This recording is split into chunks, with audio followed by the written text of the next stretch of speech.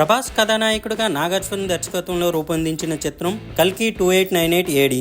భారతీయ సినీ పరిశ్రమలో ఎంతో ఆసక్తిగా ఎదురుచూస్తున్న కల్కి 2898 ఏడి భారీ అంచనాల మధ్య భారీ స్థాయిలో రిలీజ్ అయింది. ప్రభాస్ ఫ్యాన్స్ తో పాటు యావత్ సినీ ప్రపంచం ఎప్పుడెప్పుడా అని ఎదురు చూస్తున్న కల్కి 2898 మూవీ ఎట్టకేలకు ప్రేక్షకుల ముందుకు వచ్చింది. మన పురాణాల్లోని పాత్రలను తీసుకొని దానికి ఫిక్షన్ జోడించి సినిమాటిక్ గా ఈ చిత్రాన్ని తెరకెక్కించారు నాగార్జున. ప్రభాస్ తో పాటు అమితాబ్ బచ్చన్, కమల్ హాసన్, దీపికా పదుకొనే లాంటి స్టార్స్ నటించడంతో ఈ సినిమాపై మొదటి నుండి భారీ అంచనాలు ఏర్పడ్డాయి.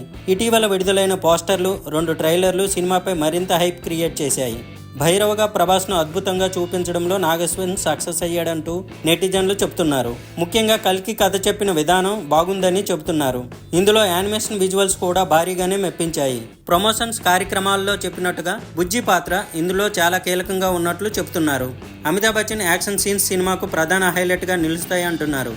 కమల్ హాసన్ గెటప్ మాత్రం పీక్స్లో ఉంటుందని, ఆయన పాత్రకు మంచి మార్కులే పడతాయని అంటున్నారు.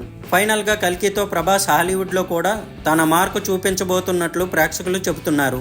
ఈ చిత్రం పురాణాలను, భవిష్యత్తును కలుపుతూ అత్యంత భారీ బడ్జెట్తో రూపొందించడం, అలాగే ప్రభాస్, అమితాబ్తో పాటు మిగిలిన అగ్ర నటీనటుల నటన, అద్భుతమైన విజువల్స్, అత్యాధునిక విఎఫ్ఎక్స్ మరియు భారీ యాక్షన్ ఎపిసోడ్స్ వంటి అంశాలు ఈ సినిమాలో స్పెషల్ అట్రాక్షన్ గా నిలిచాయి. అశ్వత్థామగా అమితాబ్ బచ్చన్, సుప్రీం యాస్కిన్ గా కమల్ హాసన్ తమ పాత్రలో జీవించారు.